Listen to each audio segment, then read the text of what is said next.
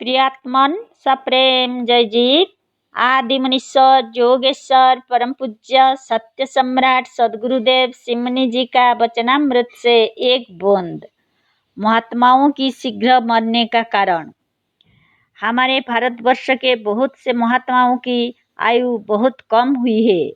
महात्माओं में बहुत कम ऐसे हैं जो अधिक दिन तक जीवित रहे हो। कारण क्या है कि यह लोग संसार में अधिक दिन तक ठहर नहीं सके? यह प्रश्न धार्मिक संसार में प्राय उठा करता है। धार्मिक संसार इस बात को जानने के लिए बहुत उत्सुक देखा गया है। जिन लोगों ने बहुत बड़े बड़े काम किए, जिन लोगों ने संसार का बहुत बड़ा उपकार किया है, उन लोगों की आयु यदि बड़ी होती तो संसार का और भी उपकार हुआ होता। पर कभी कभी लोगों के हृदय में यह सोचकर बड़ा दुख होता है कि ऐसे लोग अधिक दिन तक ठहर नहीं सके। अतः यह प्रश्न सचमुच बड़े महत्व का है कि महात्माओं के इस अल्पायु का कारण क्या है। हमने इस प्रश्न पर अच्छी तरह विचार और मनन किया। हमारे विचार ने इन प्रश्नों का जो उत्तर दिया है वह हमारे पाठकों को बहुत ही अद्भुत और विचित्र मालूम होगा। हमारा यह निम्नलिखित सिद्धांत अद्भुत व विचित्र भले ही है, पर हमारी समझ में यह सत्य और वास्तविक है। हो सकता है कि हमारा यह सिद्धांत प्राचीन ऋषियों और मुनियों से ना मिले, पर इस विषय में हमारा पास ऐसा दृढ़ प्रमाण या युक्ति है कि पाठकों की बुद्धि इसे अवश्य स्वीकार करेगी। वास्तव में मनुष्य उसी को स्वीकार करता है जिसे उसकी बुद्धि स्वीकार करती है। इस संसार में सबसे बड़ी वस्तु बुद्धि व ज्ञान है। अतः अपनी बुद्धि को पक्षपात रहित और स्वतंत्र करके विचार कीजिए कि यह हमारा निम्नलिखित सिद्धांत कितना सत्य और वास्तविक है। हमारे भारतवर्ष के साधु और महात्मा प्राय विरक्त और ज्ञानी होते हैं। इन लोगों का सिद्धांत यह होता है कि यह संसार दुख का मूल है। यहाँ पर सिवाय दुख के सुख नहीं है। यह संसार एक दुख का समुद्र है। इसका तोड़ जाना ही परम पुरुषार्थ है।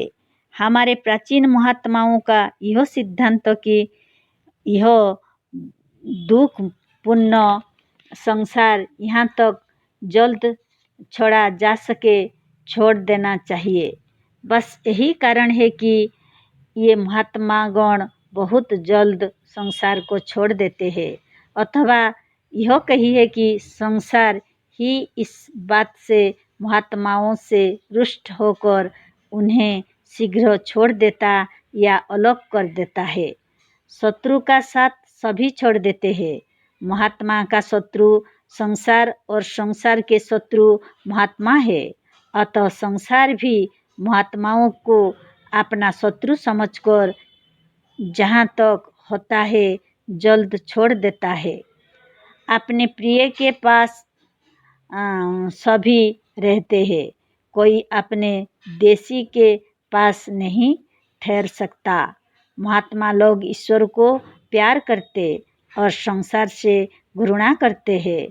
महात्मागण कहते हैं कि संसार पापपूर्ण है। वह मनुष्य पापी है जो ईश्वर को छोड़कर इस संसार के मायाजाल में फंसता है। मतलब यह है कि महात्मा का संसार से द्वेष है।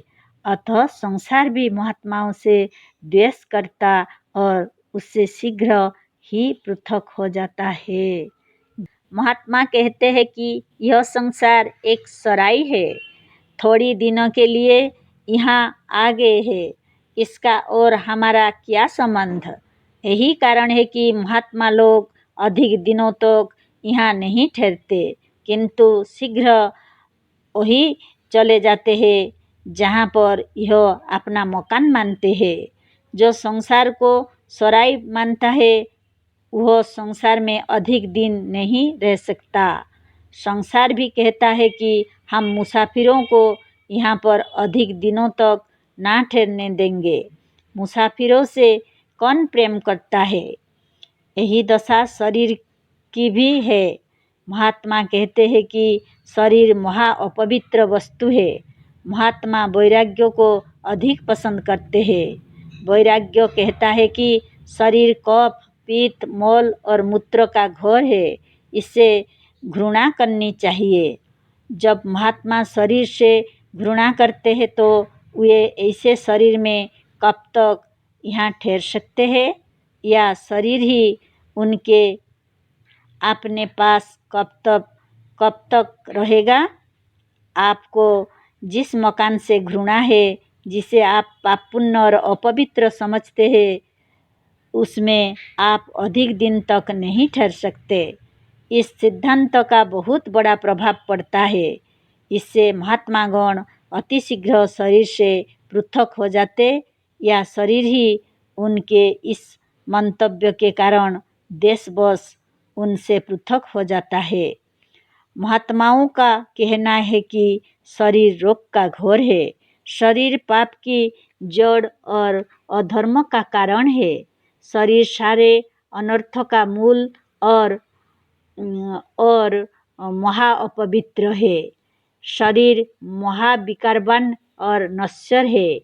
बस महात्मागण इन्हीं पूर्वोक्त विचारों में निमग्न रहते हैं।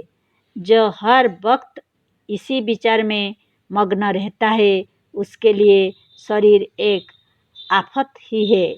ऐसा मनुष्य जब तक शरीर के साथ है, उसी का आश्चर्य है। शरीर का शीघ्र छोड़ देना कोई आश्चर्य नहीं। महात्मा लोग शरीर और संसार को बंधन समझते हैं। वे रात दिन इन बंधनों से अलग होकर मुक्त होने का यत्न करते हैं। वे इसीलिए योग, तप और ध्यान करते हैं, जिससे शीघ्र मुक्त हो जाए। भावना का प्रभाव कौन नहीं मानता। भावना की बड़ी महिमा है। इस भावना का फल यह होता है कि महात्मा लोग अति शीघ्र शरीर से मुक्त हो जाते हैं। महात्माओं का सर्वोच्च सिद्धांत तो यह है कि आत्मा अलग है और शरीर अलग। शरीर से आत्मा को पृथक मानना ही महात्माओं की दृष्टि से बहुत बड़ा ज्ञान है। इसी को महात्मा सत और असत का विवेक कहते हैं। शरीर ना आत्मा हो सकता है, ना आत्मा शरीर। शरीर जड़ है और आत्मा चेतन है। शरीर असत्य है और आत्मा सत।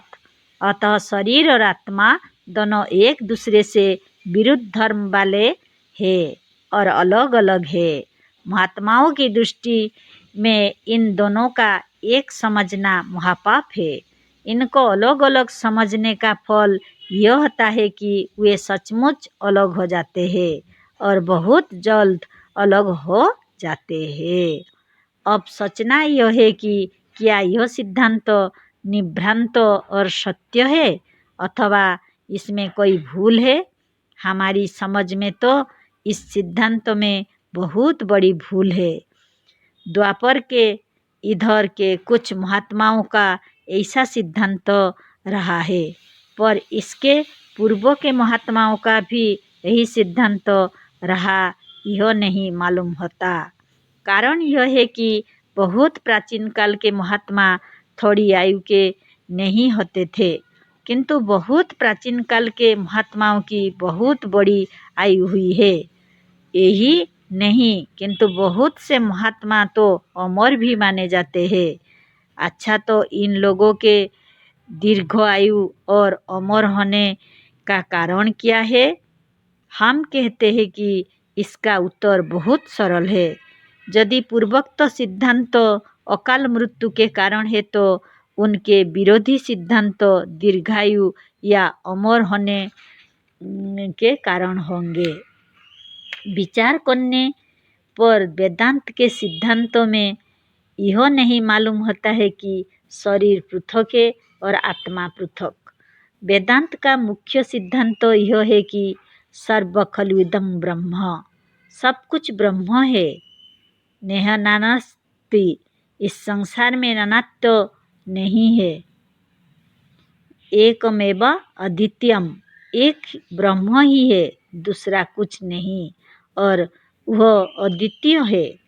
पुरुष एवेदं सर्वं जतभूतं जच्च भाव्यम, जो कुछ हो चुका है या जो होने वाला है सब ब्रह्म ही है।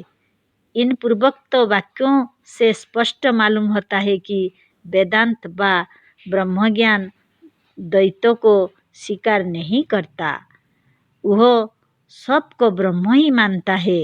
ब्रह्म के सिवाय और कुछ है ही नहीं।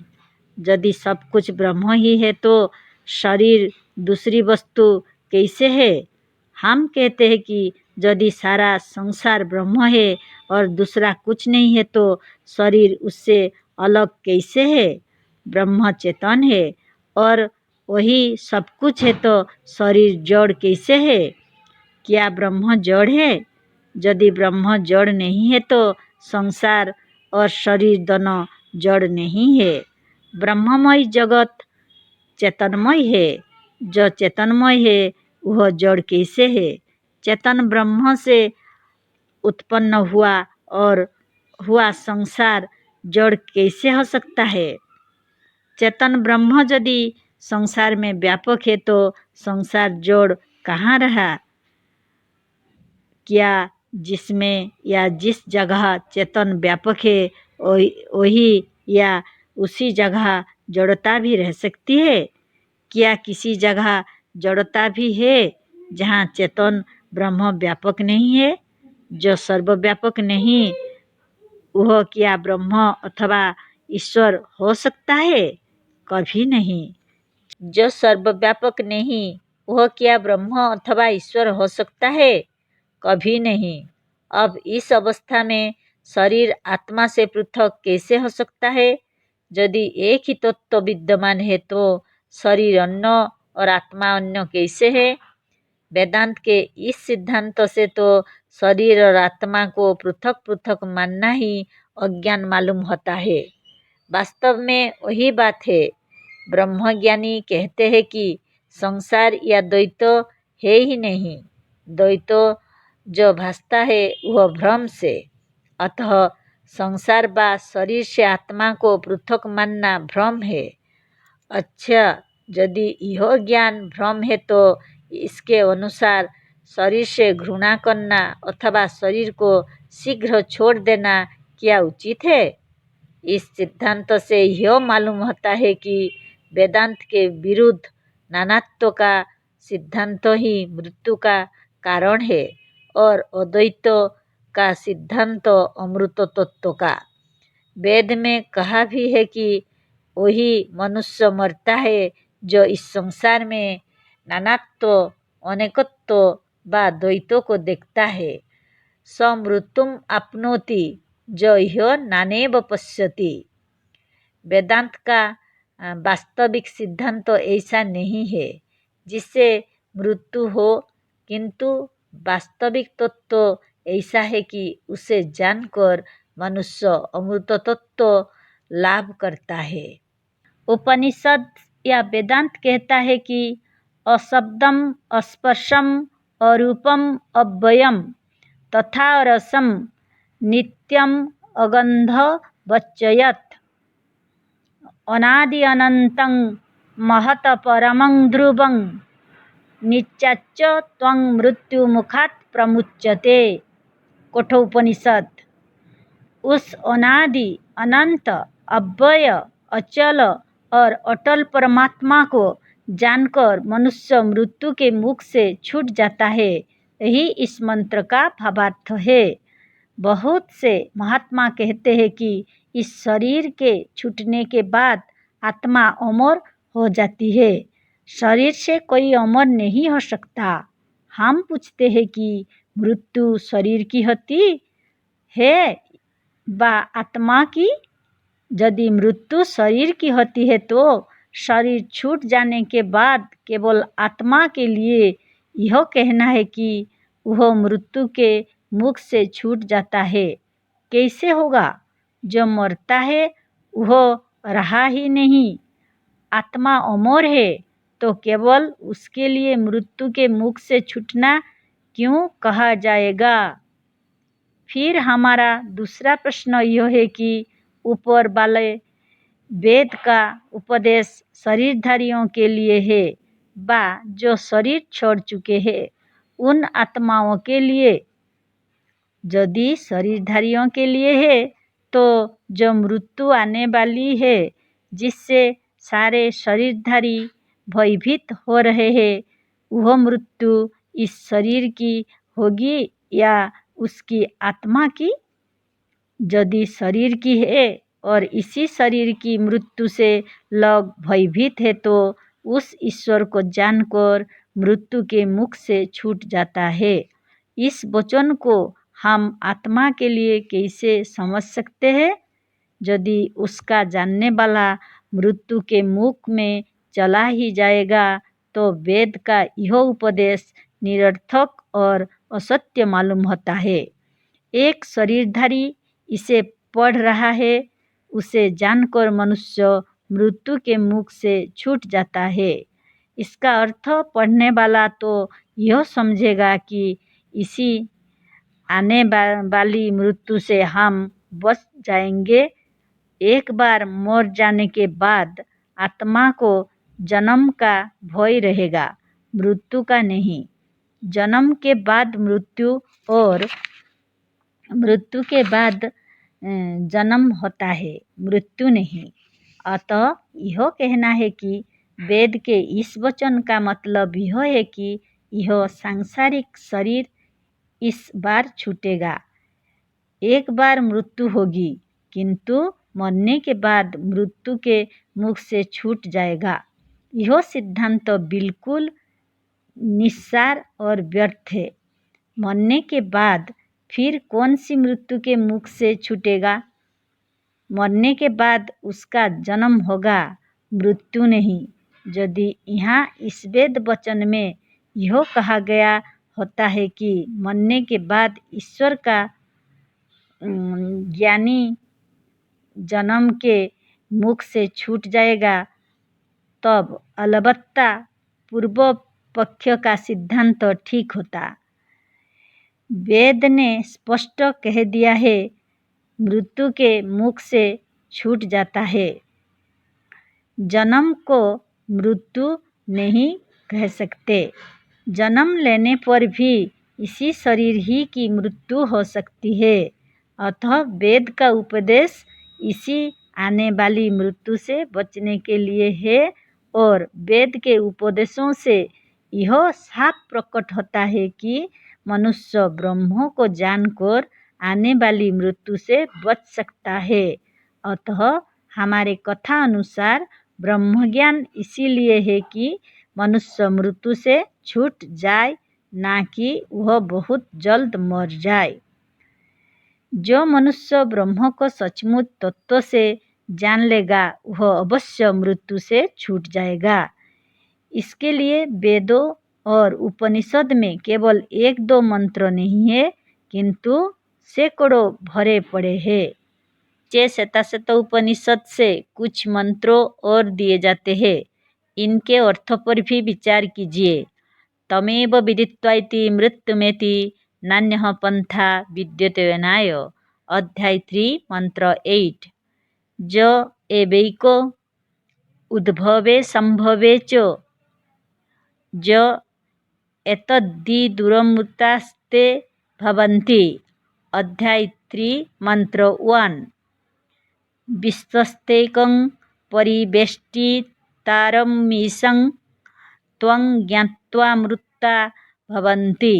अध्याय 3 मंत्र 7। ज एतद्धि दूरमृतास्ते भवन्त्यस्ते तरेदे दुःखमेवापि जानति। अध्याय 3 मंत्र 10। न तस्य रोगः न जरा न मृत्युः प्राप्तस्य योगाग्निमयं शरीरम्। अध्याय 3 मंत्र 12। इन सब का अर्थ नहीं लिखते हैं। सबका भावार्थ वही है कि उस परमात्मा को जानकर मनुष्य मृत्यु को जीत लेता है और अमर हो जाता है। हाँ, इसमें सब उससे नीचे एक मंत्र ऐसा है जिससे यह प्रकट होता है कि जब यह शरीर योग की अग्नि से शुद्ध हो जाता है तो उसका बुढ़ापा, रोग और मृत्यु दूर हो जाती है। आप कहेंगे कि योग द्वारा यह बात संभव हो सकती है? नहीं तो यह असंभव ही है। क्या योग की महिमा ब्रह्म और आत्मा से बढ़कर है? योग की यदि कुछ महिमा है तो वह सच्चिदानंद आत्मा की ही बदौलत है। योग करने से ब्रह्म या आत्मा का साक्षात्कार होता है, ईश्वर का सच्चा ज्ञान होता है। अतः योग का फल भी आत्मज्ञान और ब्रह्मज्ञान ही है। योग द्वारा समाधि में पहुंचकर मनुष्य सच्चा ज्ञान प्राप्त कर लेता है और अमर हो जाता है। वेद कहता है कि ब्रह्म को जानकर मनुष्य अमर हो जाता है। अतः ब्रह्म का सच्चा ज्ञानी वही है जो अमर हो गया या मृत्यु उसके बस में हो गई। सच्चा ज्ञान है भी वही जिससे मृत्यु जीती जा सकती है। इस लेख को पढ़कर भी 100 में 99 कहेंगे कि शरीर से अमर होना असंभव है, यह नहीं हो सकता है। आजकल जितने मजहब या संप्रदाय है सबका यही मत है, पर वास्तव में यदि विचार करके देखा जाए तो तमाम मजहब और संप्रदाय के भीतर कुछ लोगों को अमर माना जाता है। मजहबी किताबों में बहुत से पुराने लोगों की इतनी बड़ी आयु मानी गई है कि लोग को सुनकर आश्चर्य होता है। अच्छा, यदि यह बात असंभव ही मानी जाती है तो धार्मिक संसार बहुत को अमर क्यों मानता है? यदि कुछ ईश्वर के भक्त, नबी, औलिया, फरिश्ते, पैगंबर, ऋषि, मुनि और देवता ईश्वर की भक्ति या ज्ञान से अमर हो गए तो आप भी यत्न करके अमर हो सकते हैं। आप ना भी हो माना, पर आपके ना होने से यह बात असंभव कैसे हो सकती है? हमारे हिंदुओं में तो मृत्युंजय नाम का एक वेद मंत्र ही प्रसिद्ध है। यह मृत्युंजय मंत्र यजुर्वेद में है। वह मंत्र यह है: त्र्यंबकं यजामहे सुगंधिं पुष्टिवर्धनम् उर्वारुकमिव बंधनान् मृत्युर्मुक्षयमामृतात्। इस मंत्र का भी वही अर्थ है। हम उस त्र्यंबक शिव परमात्मा की उपासना करते हैं। वह परमात्मा हमें उर्वारुक फल की तरह मृत्यु के बंधन से छुड़ाकर अमृतत्व से ना छुड़ावे। पुराणों के अनुसार इसका जप करने से बहुत से लोग अमर हो गए हैं। ऊपर की बातों के लिखने का यह मतलब नहीं है कि पुराणों, वेदों, उपनिषदों या प्राचीन ऋषियों के कहने से ही हम यह बात मानते हैं। अलबत्ता जो लोग प्राचीनता के बहुत बड़े भक्त हैं, उन्हीं लोगों के लिए इसे लिख दिया है। हम किसी सिद्धांतों को पुराने होने के कारण ही नहीं मान लेते। बुद्धि और ज्ञान जो था वह पुराने ही लोगों के पास था, यह हमारा मंतव्य नहीं है। हम जो कुछ कहेंगे उसे युक्ति और प्रमाण के साथ कहेंगे। मानना ना मानना आपके अधीन है। यह ज्ञान तो ऐसा है कि यदि इस विषय में किसी को कुछ मालूम है तो वह किसी को बताना ही नहीं। मानने की बात तो अलग रही। हमें इस लेख में विशेषकर इसी पर विचार करना था कि बड़े बड़े महात्मा शीघ्र क्यों मरे। इसका कारण हमने दिखला दिया। जिस मिथ्या ज्ञान से ऐसा होता चला आया है उसे भी दिखला दिया।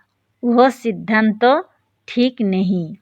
हम उसी ब्रह्मज्ञान ही से साबित करते हैं कि वह सिद्धांत तो ठीक नहीं है। महात्माओं का पूर्वोक्त सिद्धांत देखने में तो वेदांत का सा है, पर है वेदांत के विरुद्ध। महात्माओं का सिद्धांत है यह शरीर जड़ है। इस भावना का यह फल होता है कि उसका शरीर अतिशीघ्र जड़ हो जाता है।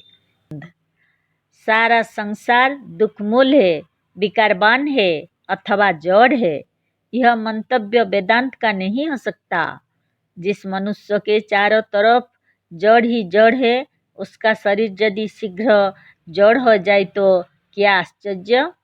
वेदांत कहता है कि यह सारा संसार ब्रह्म स्वरूप है, सब ब्रह्म ही है। सर्व खलु इदं ब्रह्म। यदि सारा संसार ब्रह्म अनंत अविनाशी और आनंदमय निर्विकार तथा चेतन है तो संसार जड़ और विकारवान और दुख की जड़ कैसे हो सकता है। वेदांत के अनुसार संसार और ब्रह्म में कुछ भेद नहीं है। भेद भ्रम से होता है। भेद ज्ञान को ही अज्ञान कहते हैं। इसी तरह शरीर भी घृणा करने के योग्य नहीं है। घृणा में अज्ञान और प्रेम में ज्ञान रहता है। आप यदि द्वैतवादी है, आप यदि वेदांत के इन सिद्धांतों को नहीं मानते, तब भी आप संसार में घृणा नहीं कर सकते। आप चाहे संसार और ईश्वर को एक ना माने, पर ईश्वर को संसार का कर्ता और संसार में व्यापक तो अवश्य मानते होंगे। अच्छा, क्या वह पवित्र और निर्विकार ईश्वर ऐसी चीज को बना सकता है जिससे उसके भक्त घृणा करे। क्या ईश्वर की बनाई हुई चीज पापपुण्य और घृणा करने योग्य हो सकता है। क्या जो सर्वशक्तिमान और आनंद स्वरूप है उसकी बनाई हुई सृष्टि दुखों की जड़ हो सकता है। कभी नहीं। जिस शरीर में सच्चिदानंद व्यापक है वहाँ दुख कहाँ। तुम्हारी अज्ञानता से, तुम्हारी बुद्धि के भ्रम से, तुम्हारी समझ के फेर से इस शरीर या संसार में तुम्हें दुख मालूम होता है। दुख की कल्पना तुमने स्वयं कर ली है। यह दुख तुम्हारी कल्पना और भावना का फल है। वास्तव में यहाँ आनंद ही आनंद है। स्वर्ग और वैकुंठ के लिए लोग संसार छोड़ देना चाहते हैं। उधार पर नगद को लात मारते हैं। आशा पर प्राप्त वस्तु का तिरस्कार करते हैं। कितनी बड़ी भूल है। संसार को तो हम तुम देख रहे हैं, वैकुंठ को किसने देखा है। तुम कहते हो वैकुंठ और स्वर्ग में सच्चिदानंद विष्णु का निवास है, वहाँ आनंद ही आनंद है। इस बात को हम थोड़ी देर के लिए मान भी लेते हैं, इसका खंडन नहीं करते। पर हम पूछते यह है कि इस संसार में क्या उस सच्चिदानंद विष्णु का निवास नहीं है। क्या यहाँ विष्णु जी कम रहते हैं और वैकुंठ में विशेष। यदि यह बात सत्य है तो वही विष्णु सर्वव्यापक अखंड और अनंत कैसे कहलाएगा। जो सर्वव्यापक अखंड और अनंत नहीं है वह ईश्वर कैसे हो सकता है। भक्त लोग कहते हैं कि उनका वहाँ साकार रूप है। हम कहते हैं कि क्या यहाँ पर वह साकार रूप धारण कर 1000 बार नहीं आए हैं। क्या यहाँ की भूमि को, वृंदावन और अयोध्या को उसने वैकुंठ से अधिक नहीं कहा है। तुम कहोगे ईश्वर यहाँ पर अब जब रहा तब रहा, अब तो वैकुंठ में ही है। हम कहते हैं कि जब वह वृंदावन और अयोध्या में था तो क्या उस समय वहाँ के लोगों ने उसे पहचान लिया था। इतिहास और पुराण कहते हैं कि लाखों ने नहीं पहचाना था। आश्चर्य किया कि वह इस समय भी हो और तुम पहचानते ही ना हो। बात यही है, क्या उसका यह वचन नहीं है कि जब जब धर्म की हानि होती है तब तब हम अवतार लेते हैं? क्या इसे आप भूल गए हैं? यदि स्मरण है तो क्या इस कलियुग में सतयुग, त्रेता और द्वापर से कम अधर्म है? यदि कलियुग में उन युगों से अधिक अधर्म है तो उसका अवतार क्यों नहीं हुआ होगा?